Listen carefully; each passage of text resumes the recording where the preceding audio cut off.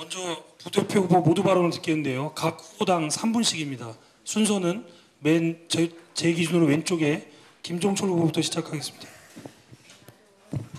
짧게 얘기하는 거죠. 아까 경기도당 유세에서 우리의 내용을 제대로 전파하고 또 그것을 민중들에게 국민들에게 실어나를 전파할 그리고 설득할 후보들을 많이 발굴하고 또 그 후보들이 성과를 낼 수 있다면 우리 당에게 굉장히 중요한 그 결과가 나올 것이다라고 말씀드렸습니다. 원래 진보신당이 장기적으로 우리나라에서 어떻게 살아남고 또 중장기적으로 어떻게 집권의 비전을 가져가야 하는 것인가에 대해서 대표단이 가장 많이 고민을 해야 되는데요. 많은 분들이 저를 포함해서 다른 그 후보들께서 그에 관련한 많은 말씀을 해주셨습니다.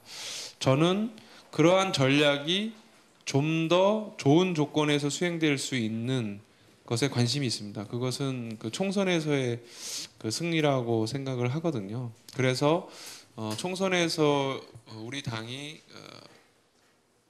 국회 원내 다시 재진입하고 그 성과가 살아남을 때 우리 당이 그 다음에는 상당히 더 비약적인 발전을 할 수 있는 토대가 가능하다라고 생각을 합니다. 그런 면에서 아까 말씀드린 정책을 좀 더 벼리는 일에 그 부대표로서 노력을 하겠습니다.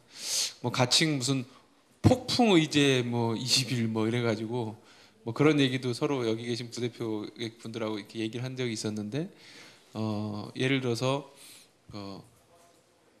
아까 말씀드린 대학 평준화라든가 또 1가구 2주택 이상 뭐 소유 제한이라든가 또 이런 게 있었죠. 그러니까 비정규직을 모든 비정규직은 정규직과 임금 차별이 있어서는 안 된다라고 하는 것을 의무사항으로 강제한다든가 또 학력 차별이 관철되는 걸 막기 위해서 학력을 기준으로 한 어떠한 체계의 임금 차별도 금지한다라든가 이러한 우리가 시민들에게 지금까지 제대로 얘기하지 못했지만 반드시 필요하다고 생각되는 그런 것들에 대해서 딱 10가지만 기준으로 해서 시민들에게 그 제안하고 그리고 이것이 될 때 우리와 그리고 우리의 그 자녀들 이런 사람들이 모두 행복에 살 수 있다. 30초 남았습니다. 예. 그리고 그 정책 우리의 정신인 그 정책을 실어나를 사람들 전파할 우리의 지역의 리더들을 발굴하는데 노력을 하겠습니다. 이 사람들이야말로 이번 총선을 통해서 지역에서 더 깊게 뿌리내리고 우리 그 지역을 개척하는 장기 집권의 토대가 되는 사람이라고 생각하고요. 그들이 예, 마무리해 주십시오. 네. 그들이 어떻게 더 지역에서 잘 활동할 수 있는지 그 토대와 조건이 되는 것들 그리고 그 조건 속에서 어떤 사업을 해야 살아남을 수 있는지에 대해서 제대로 밝히는 그런 부대표가 되도록 노력하겠습니다. 감사합니다. 예, 다음으로 강상구 후보님.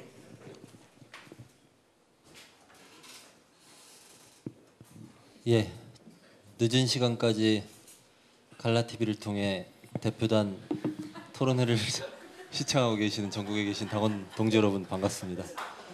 일반정부 비례 1번 강상구입니다. 죄송합니다. 들켜버렸다. 완전 들켰어요.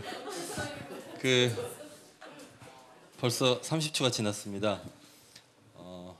당원 동지 여러분 그동안 마음고생 많으셨을 텐데 안심하고 좀 즐거워하셔도 될 것 같습니다. 제가 전국의 5군데 유세를 다니면서 몇 가지 확인한 사실이 있습니다. 그 첫 번째는 생각보다 빠른 속도로 당이 회복되고 있다고 하는 것이고요. 두 번째는 총선 후보와 관련해서도 원래 9월 4일 당대회 전에 총선 후보 한 40명 정도 나갈 거라고 예상을 했었는데 그 이후에 지금 대충 조사해봤더니 한 15명 뭐 이렇게 나갈 것 같습니다. 근데 다시 당을 지키겠다는 당원 동지들이 합심해서 새로운 총선 후보를 발굴하고 세울 계획을 가동하고 있고, 그다음에 이미 예를 들면 뭐 한 곳에서 후보를 내보내야겠다고 하던 시도당이 두 곳으로 늘린다든지 하는 그런 그 일들이 일어나고 있습니다. 그다음에 세 번째로는 알고 보니까 우리가 통합 논의하느라고 다른 거 하나도 못했었다고 생각했는데 그러지 않았습니다. 이미 카페나 상담센터나 도서관 뭐 등등으로 해서 지역 거점을 운영하고 있는 곳이 지금은 비록 수도권 중심이지만 전국에 15곳 이상이 됩니다. 민중의 집 제외하고도 많은 지역 거점들을 만들고 우리 당원들이 주민들을 만나기 위해서 고군분투하고 있었습니다. 저는 이런 노력들이 잘 모이고 그리고 정확한 방향 설정을 전제로 해서 힘이 집중되면 내년 총선에서 반드시 진보신당이 살아남고 30초 남았습니다. 예. 그리고 우리가 정말 하고 싶은 진보정당 할 수 있다고 생각합니다. 대한민국의 유일한 진보정당으로서 그리고 좌파정당으로서 할 수 있는 최선을 다 하겠습니다. 제가 카메라를 향해서 계속 말씀드리고 있는데요. 질문 드리겠습니다. 당원 여러분, 진보신당 깃발이 남아있는 한 끝까지 마무리해 주십시오. 계실 거죠? 예, 이거 대답해 주셔야 됩니다. 진보신당 깃발이 남아있는 한 끝까지 남아 계실 겁니까? 예. 저는 동지 여러분들 믿고 함께 끝까지 하겠습니다. 고맙습니다. 예, 김선아 후보님. 그 지난 유세 과정에서도 그렇고 얼마 전부터 당 홈페이지에 보면 다양한 정책 제안들을 하시는 걸 보실 수 있으실 겁니다. 저는 그동안 당원 동지들께서 얼마나 많은 말을 하고 싶었고 얼마나 많은 일들을 하고 싶었을까 이런 걸 요즘 굉장히 새삼스럽게 느끼고 있습니다. 제가 부대표 후보로 출마를 결심하고 쭉 둘러본 홈페이지 글 중에 굉장히 눈에 띄는 글이 하나 있었습니다. 그게 뭐였냐면 대표단 후보로 출마하시는 분들 정답을 제출하려 하지 마십시오. 라는 얘기가 굉장히 눈에 와 닿더라고요. 저는 최대한 저의 고민을 하고 저 나름대로 대답을 하겠지만 당원 동지 여러분들의 다양한 길에서 제출되는 그런 담아서 그리고 함께 움직이는 그런 부대표가 되도록 노력하겠습니다. 오늘 토론회 장에서도 그러한 내용들이 충실히 토론될 수 있도록 노력하겠습니다. 당원 동지들께서도 앞으로 본인이 생각하고 있는 진보정치 활동에 대한 의견 그리고 지역에서 어떤 일을 하고 싶은지에 대한 욕구 이런 것들을 가감없이 제출해 주시면 잘 듣고 함께하는 그런 대표단이 되도록 노력하겠습니다. 예, 이어서 해주십시오. 네, 부대표 후보 여성명부 기호 1번 심재욱입니다. 진보신당의 위기는 대표 정치인들의 탈당에 있지 않습니다. 진보의 재구성을 목표로 했었던 창당 정신의 그 기본을 지키지 않고 정치적 성과만을 기대했었던 조급함에 있었습니다. 이제 진보신당이 기본부터 다지고 기초 체력을 강화하는 그 시작을 다시 하는 것으로부터 진보신당의 재도약이 시작이 될 겁니다. 지역 정치를 강화하고 노동과 녹색, 여성의 가치를 전면화하면서 진보정당으로서의 정체성을 강화하는 속에서 우리의 새로운 출발이 시작될 거라고 생각합니다.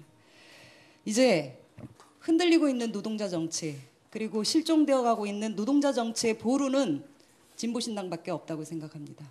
반앤비를 넘어서는 우리 사회의 근본적 변화를 준비하는 대한정당의 모습은 진보신당만이 저는 준비할 수 있을 거라고 생각합니다. 동지 여러분들이 지금 힘을 내고 있는 만큼 진보신당은 더 힘차게 일어나고 앞으로 나아갈 것입니다. 부대표로서 동지 여러분과 함께 힘차게 새로운 진보신당 만들겠습니다. 감사합니다. 예, 다음 순서는 사회자가 부대표 후보들에게 공통적으로 질의하는 시간입니다. 질의할 사항은 상황에서 진보신당 또한 능동적으로 대처할 수밖에 없을 텐데요. 후보들께서는 당 부대표가 되신다면 어떠한 세력과 어떠한 원칙하에 연대를 하실 계획이신지요. 아울러 총선 또는 대선에서의 목표를 무엇으로 해야 된다고 생각하시는지도 밝혀주시기 바랍니다. 각 후보당 3분씩 드리도록 하겠습니다.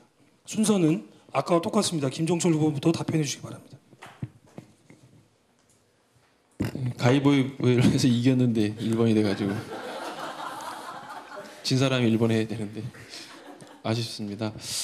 저는 그 변화된 정세이지만 그 목표를 일단 명확히 해야 된다고 저는 생각합니다. 총선에서 그 원내에 진입하는 것이 저는 목표입니다.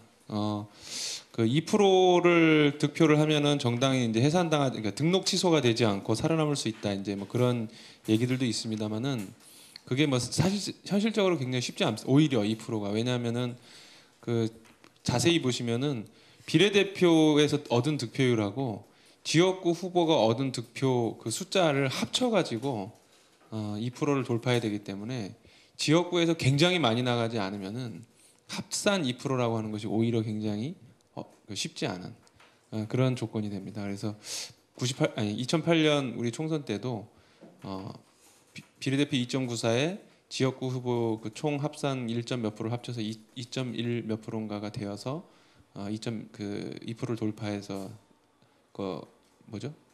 국고보조금을 받게 되는 그런 정당이 됐던 것이거든요. 그래서 오히려 정당 득표 3%와 그리고 유력한 지역에서의 그 선거연대를 통한 그 단일 후보로서의 그 당선 가능성이라든가 이런 것을 보면서 선거 전략을 유연하게 짜 나가야 된다고 생각합니다. 그것이 저는 총선에서의 그 기본적인 목표가 된다고 생각하고요. 하지만 그렇다고 해서 아까 그 홍세화 당대표 후보께서도 말씀하셨다시피 정체성을 어겨가면서까지 다른 당과 정체성이 맞지 않는 당과 통합해서 그 목표를 실현할 수는 없는 것입니다. 다만 현재 우리 주변에는 우리와 이러한 뜻을 같이 할 수 있는 당으로서 비록 저희보다 당세나 규모는 아직 작고 시작이 작지만 사회당과 그다음에 녹색당 창준이 이런 곳이 있습니다. 뭐 그분들에 대해서 우리가 무조건 같이 해야 된다. 우리가 말한다고 해서 그분들이 반드시 같이 할 것인지는 모르겠으나 현재 한국 정치에서의 지향으로 볼 때 우리와 가장 뜻이 같은 정당이면은 저희는 틀림없다고 생각을 하고 있습니다. 하지만 또 그 당들도 그 나름대로의 고민을 하고 있고 그렇다고 한다면 충분히 진보신당과 함께 하나의 어떤 정당으로서 갈 수 있는 가능성이 있다고 생각을 하고요. 그 부분을 지도부가 굉장히 먼저 잘 해야 된다고 생각하고 또한 더 나아가서 지금 민주노동당과 국민참여당과 통합연대가 좀 정체성이 맞지 않는 통합을 추구함으로 인해서 20초 남았습니다. 네, 그에 대한 반발이 만만치 않을 거라고 생각합니다. 거기에서 진보의 정체성을 지키겠다고 하는 분들과도 또 같이 한다면 충분히 3% 돌파와 주요 지역에서 야당 연대를 통한 총선 돌파 가능하다고 생각하고 있습니다. 예, 다음으로 강상구 후보님. 예. 일단 총선과 대선을 준비하면서 어떤 세력과 어떤 원칙하에 연대할 것인가라는 질문을 하고 그에 대한 대답을 하기 전에 저는 당 내에 이 사람들을 한 번만 더 봤으면 좋겠습니다. 무슨 말씀이냐면 당 안에는 지난 통합 논의 과정에서 통합이 돼야 된다고 주장했지만 당대회 결정사항을 따르겠다고 생각하고 남아 계신 분들이 꽤 계십니다. 당대 결정사항을 어기고 나가신 분들이야 뭐 더 이상 이제 거론할 일 아닌 것 같고요. 어차피 길이 달라졌으니까요. 당 안에 계신 이 당대 결정을 지키겠다고 했던 그분들에게 그분들 좀 이렇게 그분들의 원래 문제의식에 공감도 하고 그 다음에 어쨌든 이제는 정세가 진보신당이 유일한 대한민국의 진보정당으로 서지 않으면 안 되는 상황이 왔기 때문에 같이 할 걸 진지하게 말씀을 드려야 되겠다 이렇게 좀 생각하고 있습니다. 더 이상 그 전의 논의 구도 때문에 우리가 당의 주요한 활동가들 중 일부를 모른 척하거나 이렇게 해서는 안 되겠다 이런 고민이 좀 진지하게 들고요. 그 점에 대해서는 혹시 달리 생각하고 계신 당원들 계실 수도 있을 것 같은데 잘 토론을 좀 해봤으면 좋겠습니다. 두 번째는 내년 총선, 특히 총선입니다. 누구와 연대하는 게 중요하냐 이전에 어떤 원칙으로 연대하느냐가 중요한데요. 저는 그 연대의 과정이 진보 진영 혁신의 계기가 되어야 된다고 생각합니다. 보통 형식적인 그 정책 과제들 몇 가지 정리하고 사실은 이러저러한 세력 분포를 봤을 때 내년 총선을 30초 남았습니다. 그래요? 우리가 잘 치르려면 내년 총선을 우리가 잘 치르려면 어쨌든 좀 통합해야 돼 이런 방식으로 해서는 안 되고 그동안의 진보정당이지만 진보정당으로서 제대로 말하지 못했던 수많은 과제들이 있습니다. 강령에만 나와 있고 현실 정책으로 만들지도 못하고 설명하지도 못했던 그런 것들을 명확하게 국민들에게 설명하고 정치적 기획을 통해서 실천해 나간다. 그래서 그런 생각에 동의하는 국민들을 다수 만든다고 하는 목적을 분명히 주십시오. 하면서 시간이 정말 없군요. 진보진영 혁신의 계기로 연대 대상을 골라야 된다. 그래서 지금은 뭐 어디하고 하겠다 이렇게 하는 방향이 아닌 방향으로 좀 고민해봐야 되겠다 이렇게 생각하고 있습니다. 이상입니다. 예, 김선호 후보님.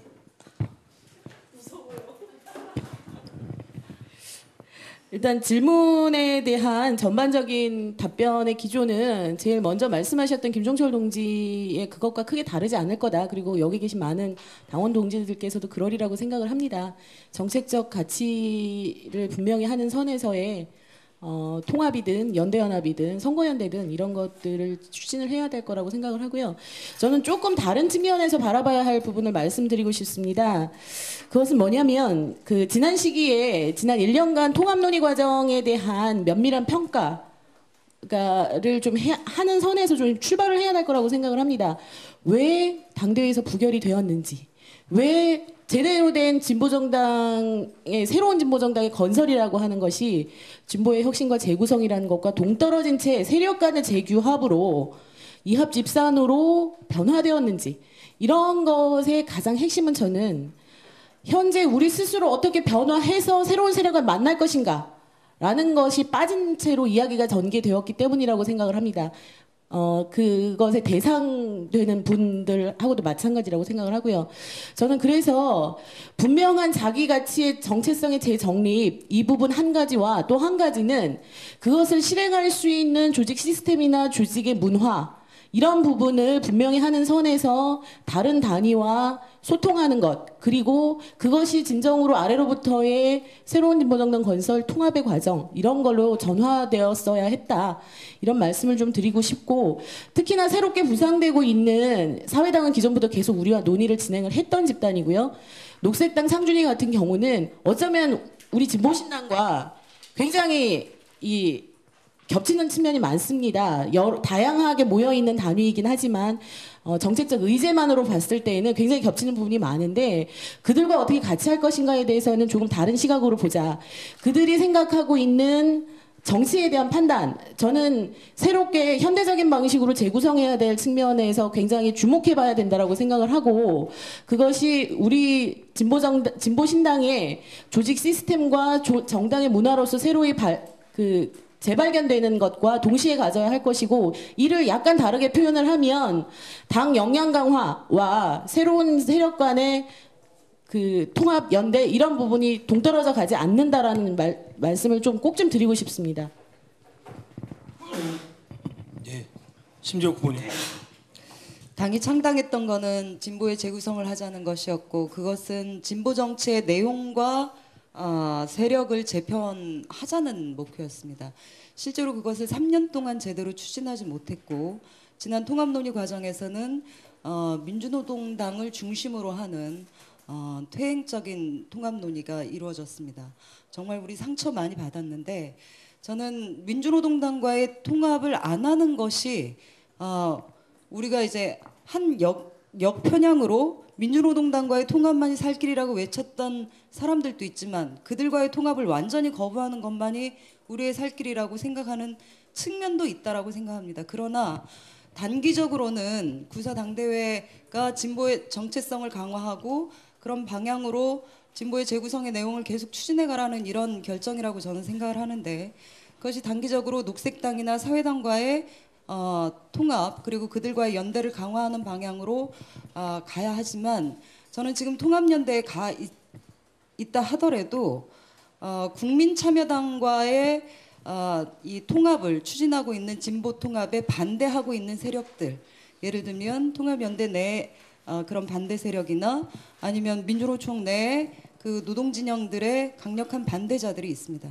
이들에 대한 연대도 저희는 그 모색하고 공간을 열어야 한다라고 생각을 합니다. 예를 들면 진보교원이나 아니면 빈민 노동단위들 적극적으로 만나서 정말로 연대의 계기들을 만들고 장기적으로는 민주노동당 내에 있는 노동 세력들하고도 저희는 새롭게 진보의 내용을 강화시켜 갈 수 있는 대상이고 그들과 함께 갈 수 있는지도 저는 모색해야 한다고 생각합니다. 예, 그것이 그 진보의 재구성이라고 하는 것이 저희가 진보 신당이 갖고자 했었던 정체성을 강화하면서 그 방향의 내용으로 세력이 강화된다면 그것은 저희가 거부할 이유가 없다고 생각합니다.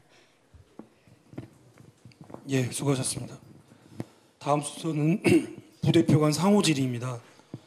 부대표 후보들께서 각자 질의하고 싶은 후보를 지정해서 질의를 해주시고 답변은 답변당 3분 이내로 해주시기 바랍니다. 그리고 거기에 대해 그 답변에 대해서 추가로 보충 질의할 게 있으시면 보충 질의를 해주시고 그에 대한 답변은 2분 이내로 해주시면 되겠습니다. 순서는 아까 약간의 항의가 들어왔기 때문에 이번은 바꿔서 심재호 후보님부터 먼저 하도록 하겠습니다. 예, 기다리겠습니다.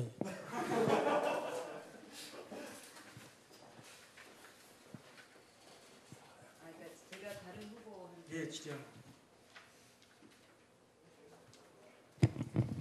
그 강상구 후보에게 질문하겠습니다. 민중의 집을 5개 건설하고 지역의 정규직 노조와 함께 지역 노동정치혁신위원회를 만들겠다 이렇게 말씀하셨습니다. 민중의 집 같은 거점 사업이 당 정치 지역 정치 활동을 대체할 수는 없다고 봅니다. 그러면은 근본적인 당의 지역 정치 활동 강화 방안을 말씀해 주시고 이와 더불어서 거점 사업과 연계할 수 있는 방안을 말씀해 주셨으면 합니다. 우려는 당의 활동보다 민중의 집이나 또는 그런 거점이 더 강화되거나 강조되는 듯한 느낌이 있는 것 같아서 예, 말씀드렸고요. 더불어서 지역노동정치혁신위원회가 이게 형식적인 위원회가 될 가능성도 상당히 있다고 봅니다. 그래서 실제로 지역 비정규직을 조직할 수 있는 정규직 노조가 그 조직화에 나설 수 있는 실천적 방안이 무엇일까 이게 좀 궁금합니다. 질문이 길어서 죄송한데 예. 정말 질문이 긴데요. 당의 지역정치활동 강화 방안은 원칙은 딱 이겁니다. 첫 번째는 주민 속으로 들어가자 이런 겁니다. 우리가 당의 지역정치활동이 동네에서 유인물 뿌리는 걸로 제한돼서는 안 되기 때문에요. 주민 속으로 들어가는 다양한 방식 중에 하나로 민중의 집을 제안 드린 겁니다. 두 번째는 주민 속으로 들어가는 것이 기존의 보수정당이 하는 것처럼 보수적 가치를 중심으로 해가지고 주민 모임하는 것이 아니라면 우리가 원래 생각했었던 노동자 정치 세력화 있지 않습니까? 노동자 투쟁에 연대하는 방식을 뛰어넘는 노동자 정치 세력화 이런 문제의식을 결합시켜야 된다. 그래서 제가 이제 주민 노동자 조직하자고 하는 말이 나왔던 것이고요. 진보정당이 주민 속으로 제대로 못 들어갔던 것, 그 다음에 노동운동이 지역에 산재해 있는 주민이자 노동자인 사람들을 제대로 만나지 못했던 것, 이거를 한 번에 할 수 있지 않겠나 이런 구상입니다. 그리고 이 과정에서 우리가 보통 진보정당이 잘 못하는 게 뭐냐면 당원의 당참여입니다. 당원한테 당 참여하라고 하는 게 당 행사에 그냥 전화해서 제발 와주세요 뭐 이런 거죠. 이런 걸 뛰어넘어야 되는데 그러려면 당원들이 저 지역에서도 보면 이웃 사람 잘 모르고 그래요. 네. 당원조차도 다 고립되어 있습니다. 이 상황을 극복해야 됩니다. 그렇게 하기 위해서 제가 지역에서 주목했던 건 참여 예산제입니다. 참여 예산제를 통해서 그 지역의 예산 편성 과정에 당원들이 직접 들어가자 하는 것이고 그러려면 그 당원들 입장에서는 주민을 어디서 만나서 얘기를 듣고 과제를 잡아서 참여예산위원회에 들어가가지고 의견을 제출해야 되는데요.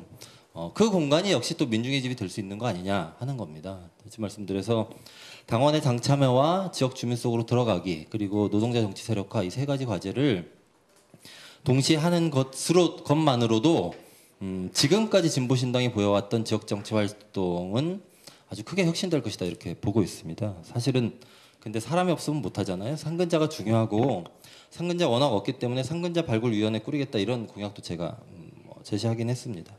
지역 노동정치혁신위원회 관련해서는 30초 남았습니다. 지역 노동정치혁신위원회와 관련해서는 이게 이제 정규직 자기 회사 밖을 잘 넘어오지 않아요. 그게 정규직 노동운동의 여러 가지 문제점 중에 하나인데 지역의 주민노동자 조직 혹은 주민노동자들이 같이 생활하고 고민을 나누고 공동의 요구를 뽑고 뭐 이런 과정을 정규직 노조와 같이 하자는 겁니다. 물론 이건 저도 아직 구체적으로 실현시키고 있지는 못하고 문제의식에 불과하긴 한데요. 예를 들면 지난번에 학교급식 노동자가 저한테 전화 왔어요. 엑스레이 2번 연속으로 찍게 하는데 방사능에 노출되지 않나요? 이렇게 질문하더라고요. 사실 그런 거 아닌데 걱정돼서 하셨죠. 제가 지역에 있는 고대병원 노조에 전화해가지고 이 문제 상담 좀 해달라고 했습니다. 이런 식으로 지역의 정규직 노조들이 자기 할 수 있는 걸 가지고 비정규직 주민 노동자들을 만나게 하는 계기를 끊임없이 제공하면 거기서부터 하나하나 정규직 노조들은 회사 밖으로 나올 수 있다. 그거를 기초로 해서 지역 노동정치혁신위원회 같은 걸 만들 수 있지 않겠나. 민중이 같이 운영하면서 이 정도 구상이고요. 좀 해보면서 보고도 드리고 평가도 같이 하고 이렇게 하겠습니다. 너무 짧아서 충분히 말씀드리지 못해서 죄송합니다. 보충 질의 있으신가요? 예, 훌륭하십니다. 예, 김선호 후보님 질의해 주십시오. 예, 심재우 후보님께 여쭙겠습니다. 그 부문위원회 강화와 활성화 이 부분과 관련한 말씀을 좀 듣고 싶고 특히나 이제 지난 3+1년간 이 부문위원회 활동이 굉장히 소규모로 참여하고 있는 사람들만 알고 있고 전체적으로 전당적으로 집행이 되지 못했던 그런 한계를 많이 노정을 해서 말로는 사회운동적 정당으로서의 자기 정체성을 이야기하지만 실천적으로 그것이 지역 당협이나 아니면 광역당부에서 사업으로 받아안지 못하고 있었던 그러한 그 평가들을 좀 할 수가 있을 텐데 그걸 구체적으로 어떻게 그 활성화시킬 수 있을지 이 부분에 대한 답을 좀 듣고 싶습니다.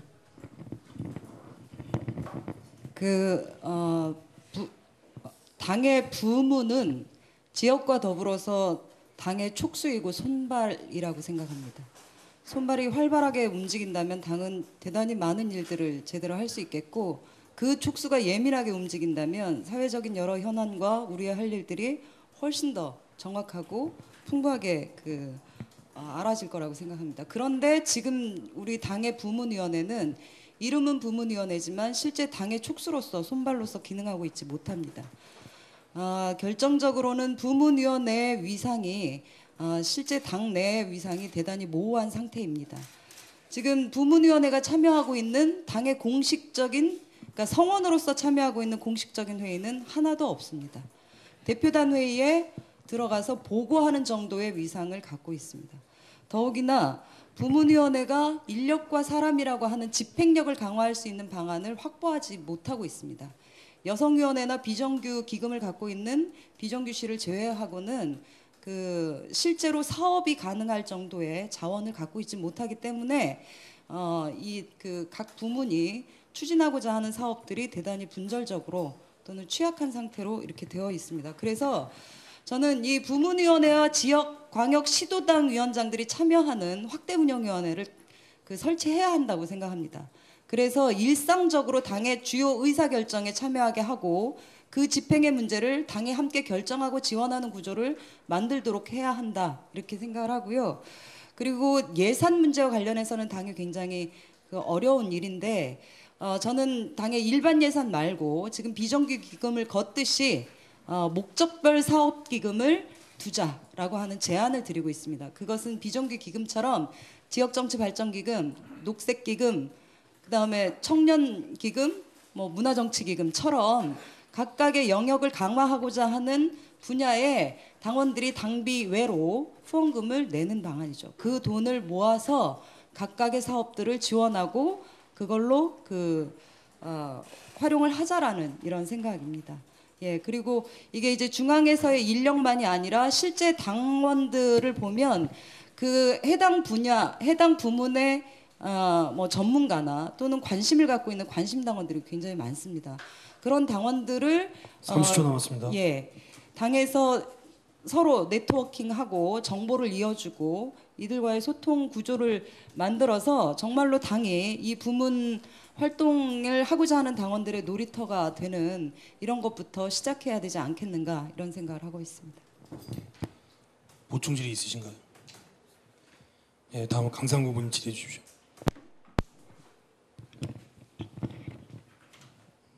김선아 부대표님한테 질문하겠습니다. 여러 공약 중에서 당 혁신을 위한 투기 구성이라는 내용이 있습니다. 당원들의 정치적 자존심을 회복하겠다는 건데요. 당 혁신을 위한 투기 구성은 필요한 제안이긴 한데 구체적으로 어떤 방향으로 혁신하겠다는 것인지 이 구체적인 내용으로 생각하고 계신 게 있으면 좀 말씀해 주십시오. 물론 투기 구성에서 거기서 한다 이렇게 할 수도 있겠지만 예. 제가 이 문제를 제일 처음 고민을 했던 건 그 당원 당규 개정과 관련한 거였어요. 그거보다 더 앞서서는 그 당 대표 지금 저희 우리 당의 대표의 권한 그리고 각각 기구의 권한 이런 것들이 좀 기형적으로 짜여져 있습니다. 그러니까 그런 얘기는 굉장히 많이 했어요. 대표에게 집중되는 권력, 권한이 굉장히 대표에게 많이 집중되어 있고 부대표들은 실질적인 자기 역할을 제대로 하지 못하는 그런 것부터 시작을 해서 고민이 출발이 되었는데 그래서 이제 최고위원회제도 이런 얘기들도 많이 나왔고 그랬습니다. 근데 가만히 보면 그 지도부의 체계나 아니면 그 편제 이런 것만을 고민해서 과연 이게 해결될 문제인가라는 거에 도달했어요. 과연 조금 마음씨 좋은 지도부가 이렇게 등장을 해서 이렇게 그 당원 당규도 개정을 하고 이런 것으로 이게 과연 해결될 문제인가 이런 부분에 고민이 도달해서 전면적으로 현재 우리 진보신당이 가장 막혔던 지점 결정은 했을 때 집행이 되지 않고 그 결정과 집행의 과정에 당원들의 목소리나 일선 조직 골간, 그러니까 광역당부, 그다음에 당협 그리고 당원 이런 사람들이 개입하거나 그 결정을 함께 하지 못하는 그런 조직 시스템 이런 부분에 문제가 있겠구나라는 생각에 도달했고요. 그래서 그것의 가장 핵심적인 거는 그겁니다. 우리가 당대회를 정책 당대회로 만들자라는 이야기는 참 많이 했습니다. 예전에 민주노동당 시절부터 그런 얘기는 많이 했고 실제로 우리가 지난 여러 번의 당대회를 했지만 성격상으로 보면 그건 정책 당대회 진로 논의에 앞선 그런 성격을 좀 띠고 있었는데 그 당대회를 보다 정책을 결정할 수 있는 의결 구조로 보다 분명히 하자. 그리고 그 정책을 제안할 수 있는 단위가 예전과 같이 집행부, 그러니까 대표단이나 사무총국에 있는 집행부가 안을 만들어서 올리는 방식이 아니라 광범위하게 부문위에서도 정책을 제안할 수 있고 그리고 대표단에서도 물론 제안할 수 있고 당원 소모임에서도 제안할 수 있도록 그런 식으로 좀 열어두는 정책 경연장을 만들어 보자. 그렇게 해서 거기서 핵심적으로 해당 시기에 결정한 조직적인 그 정책 의제를 결정을 하자. 그러면 그 정책 의제를 가지고 그 다음에 해야 될 일은 집행 계획이다, 실행 계획이다라고 생각을 하고요. 그래서 그 실행 계획을 담을 수 있는 아까 심재호 후보님께서 말씀하셨던 확대 운영위 이런 부분을 에서 집행계획을 마련을 해서 그 다음에 이제 전국위에서 사업계획을 승인하고 승인된 사업계획을 가지고 당협 위원장부터 각각의 소모임이나 당원들 그리고 조직 체계에서 그걸 실현할 수 있도록 하는 구조로 전면적으로 좀 재편을 해야 되지 않겠는가라는 거에까지 이르렀습니다. 당혁신특위에서는 이런 부분에 대한 네, 마무리해 주십시오. 네, 연구와 그리고 여러 가지 의견 수렴 이런 것들을 같이 하면서 당원 당규 개정 그리고 시스템에 관한 연구 그리고 각종의 소모임에 관한 지원 방침 이런 것들을 촘촘하게 짤 수 있도록 특위의 활동을 해야 될 거라고 생각을 하고 그걸 가장 잘 책임지기 위해서는 대표단 중에 1인이 특위의 위원장을 맡아야 되지 않을까라고 생각을 합니다. 보충 질의 있으신가요? 예, 다음 김종철 후보님. 예, 이건 심재옥 대표 후보님, 심재옥동료. 본인께서 옥동료라고 얘기를 하셨습니다. 제가 지어낸 거 아닙니다. 요거는 저도 고민이 되는 부분이라서 그리고 당 이제 대표단이 이번에 선출되게 되면은 아마 이제 곧 있을 여러 정치 일정이 뭐 선거연합들도 있습니다만은 우리 당의 비례대표 후보를 어떻게 선출할 것이냐라고 하는 그리고 어떤 사람이면 좋겠냐고 하는 그런 얘기들이 좀 많이 나올 수 있을 것 같습니다. 그런데 현행 당규는 모든 당원이 1인 1표를 갖게 돼 있고요. 그리고 다수 득표자가 상위 순번에 우선적으로 배치되고 그리고 이제 여성에게 홀수 순번을 배치하는 이런 규정이 되어 있습니다. 그리고 그 다음에 246은 이제 일반 명부니까 전체적으로 보면 여성 비례대표가 더 많이 들어가게 되는 구조가 돼 있죠. 그래서 뭐 저는 그런 부분에 대해서는 적극적으로 동의를 하는데, 근데 문제는 뭐냐면은 비례대표가 굉장히 많이 선출될 수 있는 뭐 예를 들면 뭐 10% 이상, 15% 이렇게 쭉 되게 되는 경우에는 굉장히 많이 당선될 수 있기 때문에 그것에 대해서 어떻게 순위를 구성하느냐의 문제, 좀 그런 부분이 상당히 필요한 부분이어서 이제 당원들의 이런 부분이 중요하다고 생각이 되는데 짧게 해주십시오. 예. 그런데 이 현재 우리 당의 상황으로 보면 앞순번에 배치되는 비례대표 몇 분이 당의 지향과 가치 그리고 우리가 무엇을 하려고 하는가에 대해서 국민적으로 내세우려고 하는 부분이 상당히 크게 되고 그런 경우에는 이제 당 대표단에서 그런 부분에 대한 판단이나 이런 게 상당히 많이 들어갈 수 있을 것 같고 전국위원회나 그런 데도 마찬가지일 거라고 생각이 듭니다. 그럴 경우에는 당규에 대한 일정한 수정이 요구될 수도 있는 것인데 이 부분은 좀 어떻게 생각하시는지 좀 궁금합니다.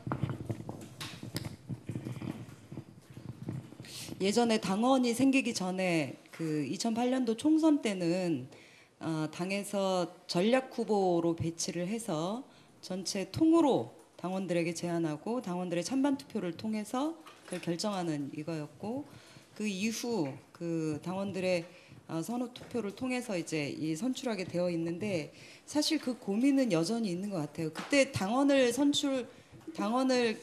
만들 때도 우리가 갑자기 비례대표를 많이 선출할 수 있을 만큼의 지지율이 확대되거나 이런 전망이 그렇게 있었던 것 같지는 않습니다. 근데 워낙에 이제 당이 통합 논의 과정을 거치면서 안팎으로 매우 이제 어려워진 상황이라 비례대표 전술이 대단히 중요할 텐데요.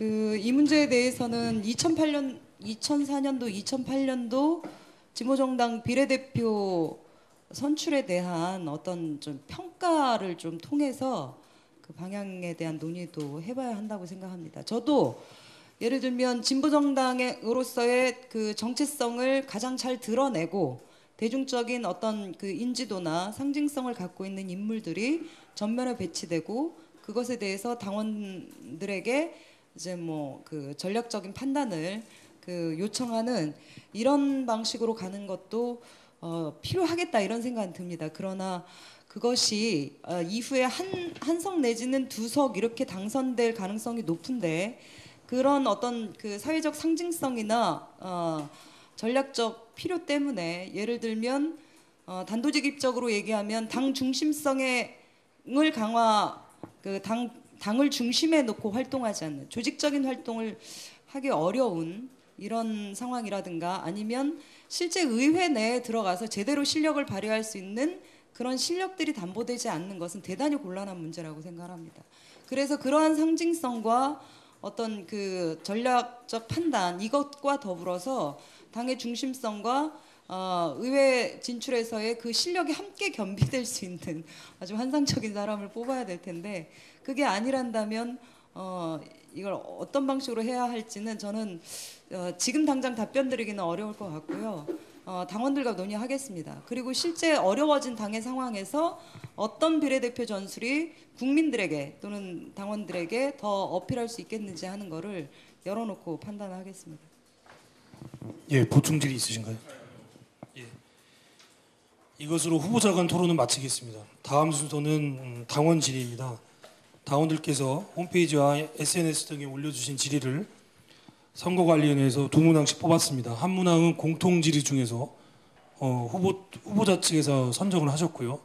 다른 한 문항은 후보자들 개별에게 들어온 질의입니다. 질의 중에는 후보들의 부정적인 면을 물어보는 부분도 있는데 선관위에서 의도적으로 그런 질문 배치한 것이 아니라 들어온 질문이 그 내용이라서 드리는 것이니 그건 양해해 주시기 바랍니다. 간략하게 각 2분씩 답변해 주시면 될 것 같고요. 먼저 심재욱 후보에게 질의를 드리겠습니다. 아이디 아나마나 당원님의 질의입니다. 저는 심상정, 노회찬 두 간판 정치인이 서울시장, 경기지사 선거에 나왔을 때 이 두 분이 또는 적어도 둘 중 하나는 고양시장이나 노원구청장 후보로 나왔어야 한다고 주장했습니다. 그래서 당선이 되어 지역 정치에서 먼저 국민들에게 신뢰를 줘야 한다고 생각했습니다. 그 정도의 후보가 나온다면 국회의원이 아니라 기초단체장에 더 비중을 둬야 한다고 생각합니다. 심상정의 주장대로 당장의 노동자에게 도움을 줄 수 있는 사람은 국회의원이지만 멀리 내다보고 진보의 집권을 이룰 수 있는 방법은 지역부터 시작합니다. 이에 대해 어떻게 생각하시는지요? 2분 드리겠습니다. 그 국회의원이냐 아니면 지방자치단체장이냐 하는 문제, 중앙이냐 지역이냐 하는 문제는 저는 순차적으로 선택할 수 있는 문제가 아니라고 봅니다. 그거는 함께 필요하고 함께 그 성장 전략을 가져야 될 문제라고 생각합니다. 지금까지 우리가 지역 정치의 강화를 얘기하고 그 중요성을 계속 강조하는 것은 중앙 정치에 대한 기대나 중요성에 비추어서 지역 정치가 너무 그 간과되고 있다라고 하는 문제의식 속에서 그렇게 강조되어 왔던 거라고 생각합니다.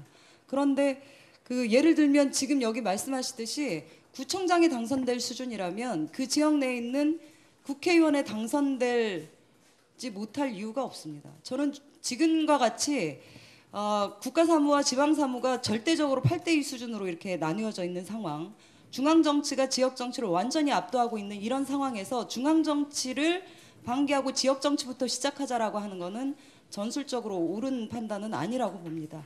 중앙정치의 진보정치의 내용과 그 실력을 과감하게 보여주고 국민들로부터의 신뢰와 지지를 획득해가는 과정에서 중앙정치의 성과와 그 힘이 지역정치에게도 미칠 수 있도록 연계 전략을 갖고 지역정치 발전 전략 속에서 그 중앙과 지역을 어떻게 균형 있게 서로 그 상호 상승시켜가는 전략으로 가질 것인가 하는 그런 속에서 판단해야 될 문제라고 생각합니다. 그래서 국회의원이냐 아니면 기초단체장이냐 이렇게 단적으로 나누어서 판단할 수는 없다고 저는 생각합니다. 예, 심재욱 후보님에게 다시 질의 드리겠습니다. 아이디 진생명 당원님의 질의이십니다. 현재 출마한 부대표 중 유일하게 지방의원 경력이 있으신데 국회의원이 없는 상태에서 지방의원 의정활동을 활성화할 방안에 대해서 말씀해 주시고 장기적으로는 지방의원에서 국회의원으로 가는 그런 성장 전략이 필요하다고 봅니다. 이에 대한 생각이나 방안은 어떠십니까? 예, 2002년도에 당선됐었던 그 진보정당의 지방의원들은 당시에 국회의원이 없었던 당시에서의 지방의원을 했습니다. 한 2년 동안 했고요. 그런데 그 지방의원들이 의회에 들어가서 대단히 훌륭한 평가들을 많이 받았습니다. 그것은 그 개개인의 자질의 문제도 있겠지만 진보정당의 의원으로서 진보정당다운 진보 정치 전략을 어떻게 가질 건가 하는 끊임없는 논의와 어떤 모색 속에서 기획 사업과 또는 이제 기획 의제들을 모색하고 그런 실천을 했기 때문에 가능했다고 생각합니다. 지금 무상급식이 전면적으로 요구되고 있지만 이 무상급식의 시작은 2002년도에 당선됐던 지방의원들의 학교급식 조례 주민발의 운동에서부터 시작됐습니다. 그것은 진보정당에서 그 학교급식이 갖고 있는 그 파급력과 중요성을 주목했고 그것을 의제화하고 주민들과 함께 실천하는 그런 힘이 있었기 때문에 이게 지금의 사회적 변화를 가져온 거라고 저는 생각을 합니다. 그래서 국회의원이 있는 것이 지방의원들의 활동을 훨씬 더 강화하고 증폭시켜 갈 수 있는 대단히 큰 장점이 있지만 국회의원이 없다고 해서 지방의원들의 정치활동이 위축되는 것은 아니다라고 생각을 하고 다만 그 국회의원들과 함께 연계해서 중앙과 지역이 함께 제도 개선이라든가 아니면 기획적인 여러 정치를 벌여나가지 못하는 것은 안타깝지만 지금 있는 지방의원들만이라도 우리가 하고자 하는 진보적인 의제들을 지역정치 차원에서 어떻게 제도화하고 이거를 주민들에게 전파시키고 지역을 바꿀까 하는 노력과 중앙당 차원에서의 기획이 저는 필요하다고 생각합니다. 지방의원의 문제도 저는 지역정치 발전 전략 속에서 고민되어진다고 보고 당과 의원의 유기적인 관계와 지원 협력의 관계를 정말 치밀하게 만드는 것부터 해야 한다. 지방의원 당정시켜놓고 그렇게 방치하는 것이 아니라 지방의원의 성과가 당의 성과로 귀결되도록 하고 당의 힘이 지방의원의 힘으로 될 수 있도록 그런 관점 속에서 사업을 만들어가야 된다고 생각합니다. 예, 감사합니다. 다음은 김선아 후보에 대한 질의입니다. 먼저 김선아 후보가 선택하신 질문입니다. 홈페이지 개선 방안입니다. 이거는 아까 대표 후보께도 행해진 질문인데요.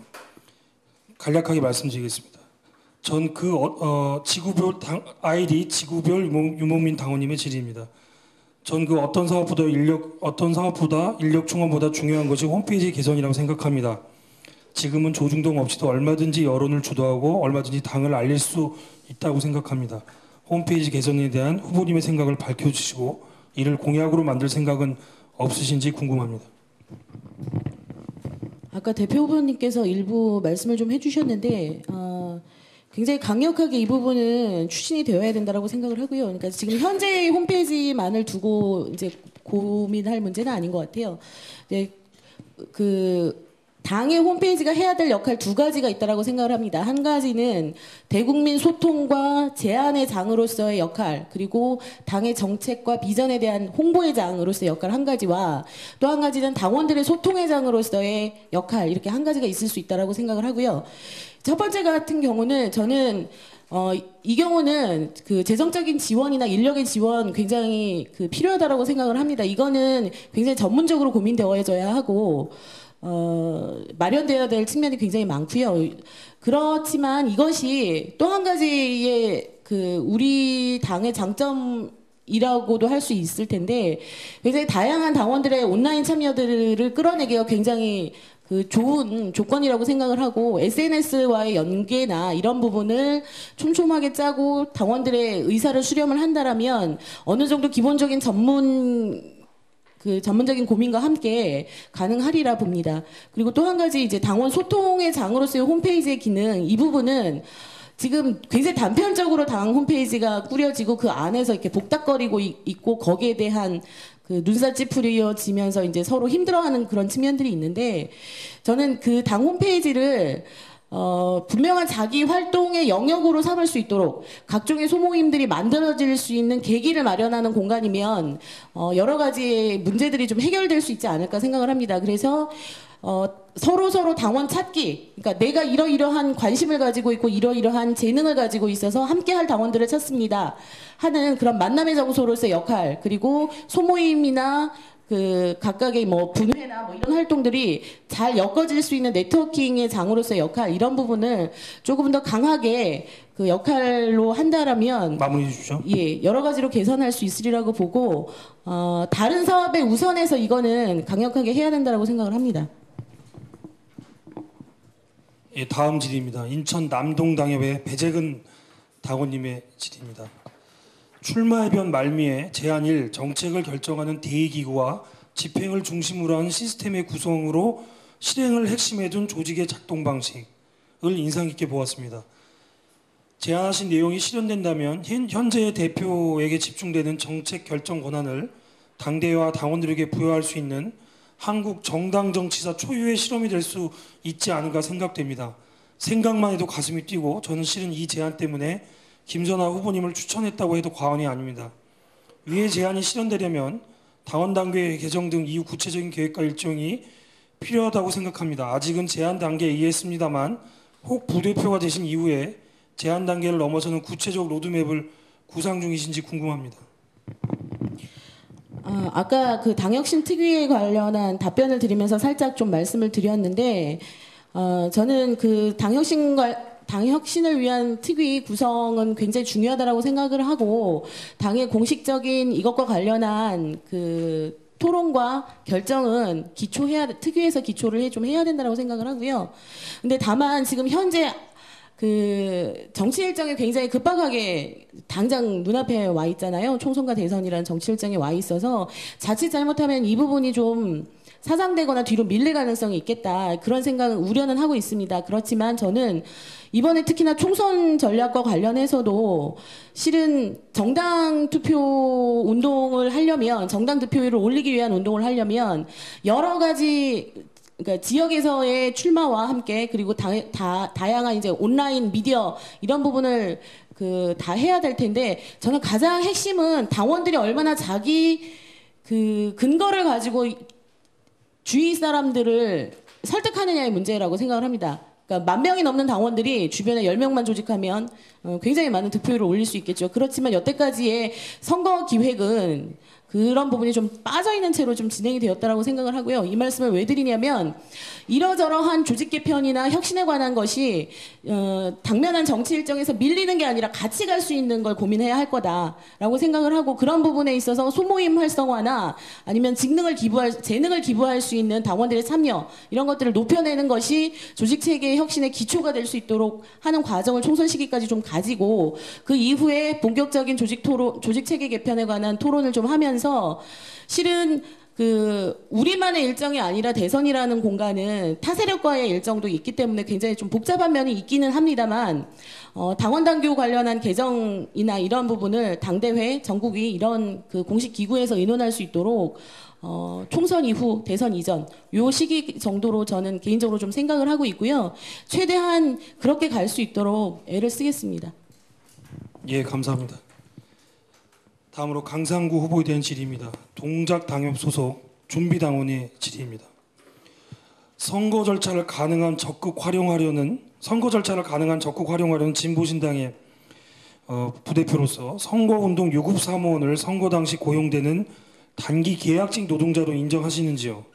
이번 선거에도 화순에서 선거운동 유세차 차량 전복 사고로 다수가 다쳤고 이러한 사고는 과거 지자체 선거 때 광로현 선번, 오세훈 선번에서 일어났던 일입니다. 이들에 대한 보호 방안이 있으신지요? 구체적으로 산재보험 적용 등 4대 보험 적용을 받도록 하는 방안에 대한 입장은 무엇인지요? 참 어려운 질문입니다.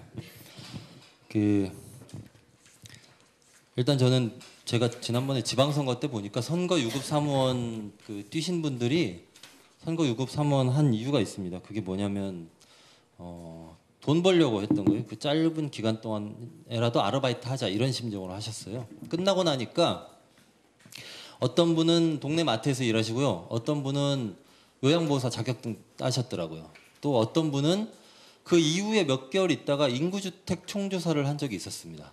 그 조사원 하셔가지고 또 동네를 돌고 계세요. 그러니까 다시 말씀드려서 주민 중에 꽤 많은 숫자가 그렇게 특정 직업은 없지만 이 직업 저 직업을 이렇게 떠돌면서 굉장히 불안정한 형태의 돈벌이를 하고 계신다는 거죠. 이 마트에서 근무하시는 분 몇 달 있다 또 그만두셨어요. 그래서 저는 선거 유급 사무원 자체의 성격보다 그런 걸 하시는 분들의 현재 상황을 감안했을 때 단기 계약직 노동자인 건 분명합니다. 마트에서 일하시나 선거 유급 사무원 하시나 인구주택 총조사 하시나 그 존재 조건은 똑같고요. 다만 4대 보험 가입이 실제로 실익이 있을지에 대해서는 좀 판단해봐야 될 것 같습니다. 고용보험 같은 경우에는 18개월 동안에 6개월 이상인가요? 이렇게 가입해야 급여 받을 수 있는 자격이 생기지 않습니까? 물론 그 선거운동하는 며칠을 그 일수에 포함시킬 수는 있겠죠.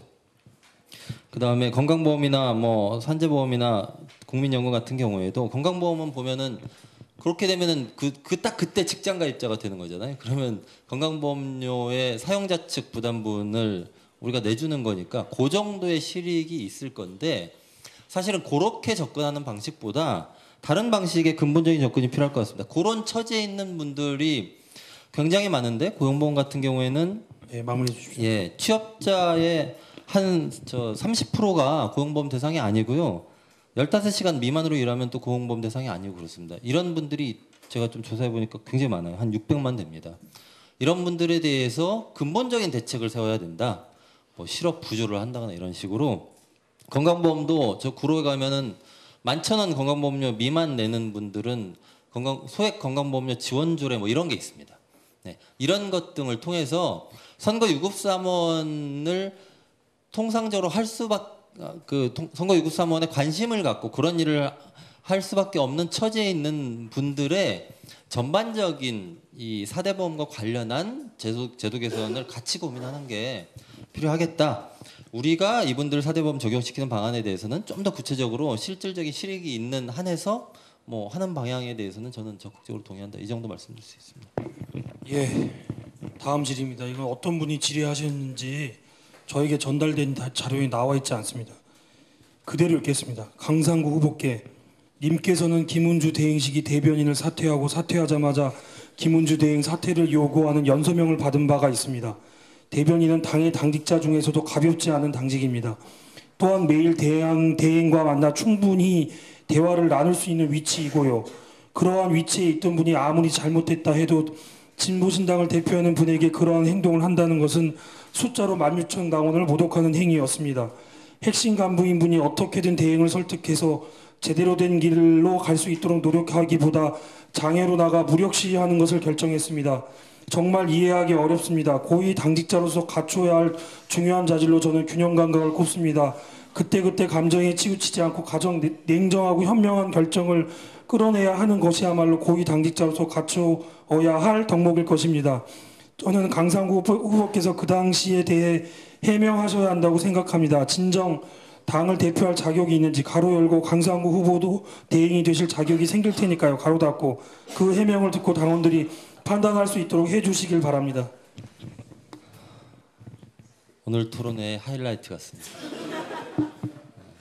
제가 대행을 할 가능성은 없다 이렇게 확신합니다. 그렇지 않습니까? 네, 홍사태 대표님 계신데 제가 대응을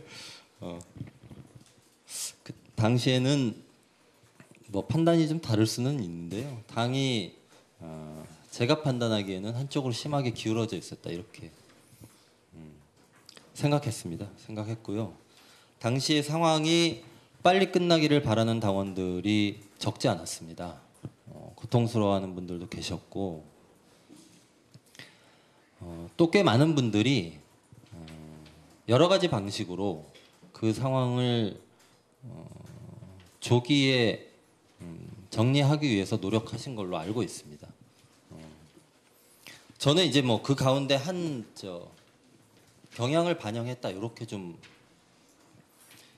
이해를 해주셨으면 좋겠고 만약에 그때와 같은 상황이 다시 오면 저는 또 비슷한 고민을 할 것 같습니다. 물론 그래서 구체적으로 어떤 행동을 할 것이냐는 조금 더 지혜롭게 고민해봐야 되겠지만 문제의식 당시에 가졌던 문제의식은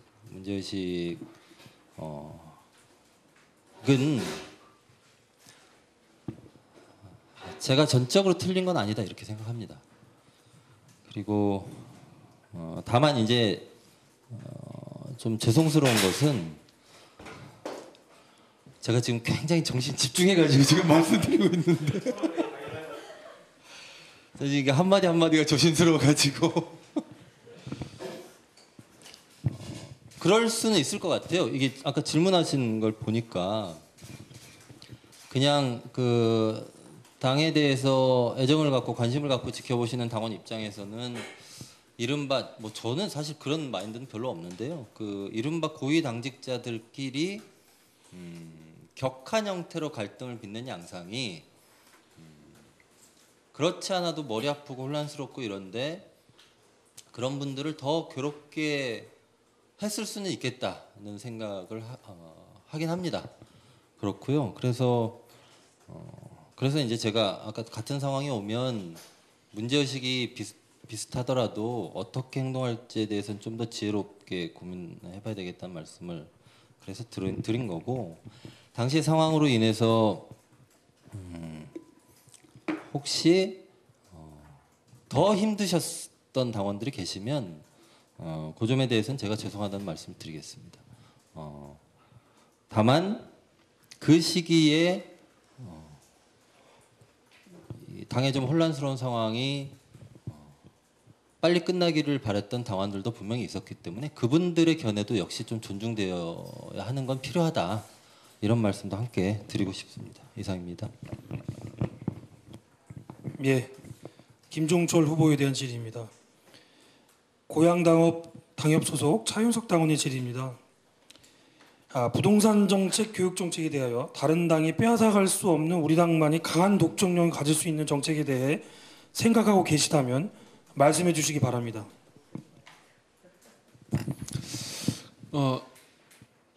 어떤 정책이든 이번에 우리가 앞으로 계속 견지해야 될 원칙은 누가 봐도 이건 차별화된다. 그리고 저것이 되면은 나에게는 굉장히 좋겠다.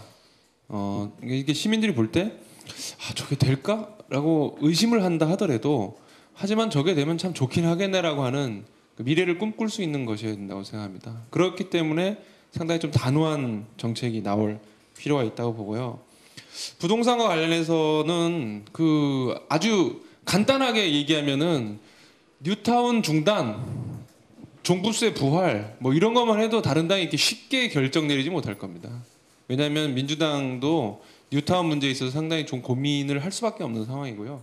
왜냐하면 지역사회라고 하는 게 사실 굉장히 얽혀 있고 그런 문제인데 그 뉴타운을 추진하는 측이 실제 보면 상당히 힘이 강하기 때문에 그거를 이렇게 쉽게 하지는 못합니다. 하지만 우리는 뉴타운이 갖고 올 그 냉정한 결과에 대해서 뉴타운을 전면적으로 뉴타운 중단이라고 하는 그런 것을 강력하게 내린다고 생각하고, 좀 더 나아가면 전세 대란을 지금 굉장히 중요하게 부각되고 있는데 전세 대란을 막기 위해서 1가구 2주택 이상의 소유에 대해서 규제를 하는, 굉장히 강력한 규제를 하는 것을 내세울 수가 있겠습니다. 그렇게 되면은 그에 관해서 시민들이 전세 문제라든가 어떤 주택 문제에 상당히 고통을 받고 있는 부분들이 있기 때문에 상당한 호응이 있을 수 있다고 생각하고, 교육 문제와 관련해서는 우리 홍세화 당대표 후보님도 계속했던 대학 서열 폐지, 즉 대학의 평준화를 해야 되는 측면이 있고요. 그런 정책을 하기 위해서는 지금 사립대학으로 무수히 존재하고 있는데 저는 대학을 국공유화해야 한다고 생각합니다. 굳이 그 대학을 그냥 사유화해서 운영할 이유가 뭐가 있습니까? 교육이라고 하는 건 가장 공공재적인 영역이기 때문에 기본적으로 마무리해 주십시오. 마무리해야 되는군요. 그리고 무상교육을 실시해야 된다. 이런 걸 하게 되면 우리는 확실한 차별화를 할 수 있다고 생각합니다. 예, 다음 질의입니다. 조반유리 당원님의 질의입니다. 먼저 어려운 결단을 해주셔서 당원으로 참 많이 든든하다는 말씀을 드리고 싶고요. 질문은 후보님의 출마의 변을 읽어보면 정책, 사람, 사업을 준비하겠다는 발언이 있습니다. 그런데 짧은 출마의 변이라 그런지 이걸 구체적으로 어떻게 하겠다는 그림이 거의 없는 것 같았습니다. 제가 이해하기론 글의 요지는 확실히 연구해서 반드시 그 경로를 찾아내겠다는 것으로 읽혀지는데요. 그러나 님께서는 이미 국민승리 21민노당 진보시당까지 대략 15년 정도의 진보정당 활동을 하고 계신데요. 그것도 이 모든 조직에서 당의 대변인을 하셨습니다. 그런데 이런 가장 기본적인 진보정당의 대중조직적 기초를 마련한 문제에 대해 출마의 변해서라지만 연구해서 찾아보겠다라고 말씀하신 것 저로서는 조금 이해하기 힘들었습니다. 예를 들면 강상구 후보님의 경우 이른바 뿌리 전략이라고 해서 정확하게 이런 사업 분야에 당의 역량을 50% 투자하겠다. 그래야 미래를 위한 진보 정당이 될 수 있다. 뭐 이런 식의 조금 더 구체적인 전략적인 사고를 보여주고 있습니다. 비교 자체가 불쾌하다면 죄송합니다. 댓글을 달다 보니 약간 공격적인 질문이 될 수 있다는 생각이 듭니다. 하지만 님처럼 오랜 시간 진보 정당의 운동에 매진하셨던 분들의 전략적인 사고는 당의 미래와 관련해서 워낙 중요하다고 생각되기에, 그리고 언제나 님의 정치 노선에 전폭적인 지지를 보내왔던 평당원의 입장에서 질문을 드립니다. 그럼 건승하세요. 제가 그렇게 쓴 이유가 있습니다. 그 왜 그러냐면은 그러니까 어떻게 이 사업이 가능할지에 대해서 연구하고 밝히겠다라고 하는 것입니다. 근데 좀 제가 좀 부끄럽고 또 냉정하게 얘기하자면 아직까지는 우리 당에서 그것이 어떻게 가능한지를 솔직히 밝혔다고 저는 생각하지 않습니다. 어느 누구도 밝혀내지 못했다고 생각합니다. 왜냐하면 서울 같은 경우에를 예를 들면은 지금 지역에 이제 상근 활동가가 있는 당협이 상대적으로 사업이 잘 됩니다. 예를 들면 이제 우리 구로에 강상구 동지가 계신 곳에도 구의원이 계셨고 또 상근 활동가가 두세 분 계셨죠. 예, 그렇게 계셨었고 제가 있는 동작도 한 세 분의 상근 활동가가 계셨습니다. 근데 그렇게 되면은 상대적으로 어떻게 되냐면은 사업을 많이 할 수 있습니다. 또 나름대로 성과를 낼 수 있는 조건이 됩니다. 그런데 문제는 그 상근 활동가를 어떻게 먹여 살릴 것이며, 그리고 그 상근 활동, 그래서 답이 이렇게 나오는 겁니다. 그러면 어떤 지역에서 이렇게 막 이런 사업을 하면 잘 될 것이다, 우리가 이렇게 하면 성공할 것이다라고 하는 조건이 뭐냐라고 사람들한테 물어보거나 오랫동안 당 생활하는 사람들한테 물어보면 상근 활동가 이렇게 답합니다. 그런 분들이 부지기수입니다. 그런데 어떻게 그 상근 활동가를 만들어내고 성장시키고 당원들이 그 상근 활동가나 또는 그 지역의 유력 정치 활동가와 결합해서 할 것이라고 하는 어떤 이렇게 눈에 보이는 것이 아니라 그 밑을 흐르고 있는 정서적이고 또한 그 노선적인 이런 부분을 정립하지 않으면 아주 우연한 결과로 상근 활동가가 많이 생길 수 있습니다. 예를 들면 그 지역의 리더가 돈을 끌어오는 능력이 대단하다든가, 아니면 주변에 좋은 친구를 많이 뒀다든가, 아니면 우연하게 청선에 나갔는데 15%를 돌파해가지고 좀 돌려받았다든가 돈을, 이런 식의 단기적인 성과는 있을지 몰라도 전국적으로 상황이 다른 굉장히 많은 지역에서 보편적으로 적용될 수 있는 우리 당이 진보 정치 세력에서 만들어낼 수 있는 이것을 만들어낼 수는 저는 없다고 봅니다. 저는 솔직히 말해서 그것을 앞으로 깊이 있게 연구하여 만들어내는 데 최선을 다하겠다는 그런 그 포부를 밝힌 것입니다. 예, 당원들의 질의 시간이 끝났습니다. 시간 관계상 플로우 질의는 생략하도록 하겠습니다. 12시가 다 되어 갑니다. 예. 그리고 마지막으로 마무리 발언 30초씩만 듣도록 하겠습니다. 예, 김종철 후보님부터 간략하게만 해주십시오. 세 문장을 넘지 않게. 예, 아까 우리 그 홍세화 당대표 후보님께서는 그 볼테르의 말을 인용하셨는데 저는 케인스의 말을 인용해서 멋지게 마무리해 보겠습니다. 케인스가 이런 얘기를 했습니다. 어떤 시대였고 가장 무서운 것은 사상의 힘이다. 지금 현실에서 권력을 떵떵거리고 하는 어떠한 정치가 권력자들의 말 속에서도 수십 년 전에 한 시대를 주도했던 또는 그 미래를 내다보았던 사상가의 글 잡문 한 구석이 녹아들어 있다.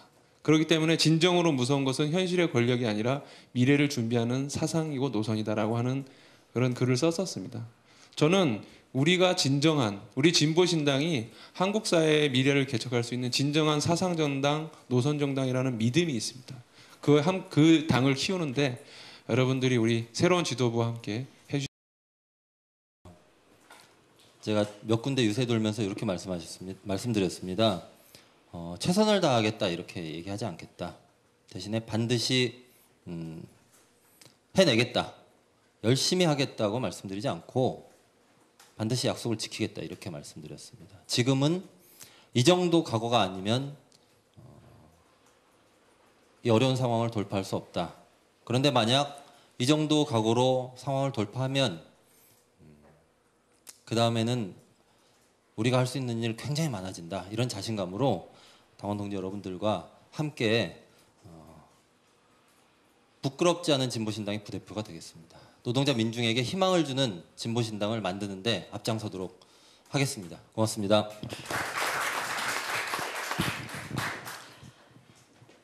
그 인터넷 질문 중에 진보신당으로 사행시를 하자는 질문이 있었어요. 그냥 간단하게 사행시로 하겠습니다. 진보신당입니다. 운 한 번씩만 띄워주십시오. 진심이 통하는 보석 같은 동지들과 신뢰를 바탕으로 스스로 일어나 서로를 세우는 다른 정치를 향해 당당히 나아갑시다. 감사합니다. 네, 진보신당의 도약은 이미 시작됐습니다. 4기 대표단 선거 과정 자체가 이미 우리의 현재를 확인했고 우리가 나아갈 미래를 확인하는 과정이었습니다. 당원 여러분 힘내시기 바랍니다. 그리고 힘차게 대표단과 함께 나아갔으면 좋겠습니다. 그리고 칼라TV를 지켜보셨던 국민 여러분, 그리고 진보신당을 사랑하는 지지자 여러분, 더 많은 애정과 관심으로 진보신당을 격려해 주시기 바랍니다. 감사합니다. 예, 오랜 시간 수고하셨습니다. 이것으로 모든 토론회를 마치겠습니다. 당원 여러분은 꼭 투표를 해주시고 설사 마음에 들지 않더라도 참가를 꼭 해주시고 반대표라도 꼭 찍어주시기 바랍니다. 참여는 당원의 의무이자 권리입니다. 그리고 시민 여러분도 진보신당의 이번 대표단 선출에 많은 관심을 가져주시기 바랍니다. 마치겠습니다. 우리 고생하신 대표단 후보님과 김정진 사장님께 박수 한번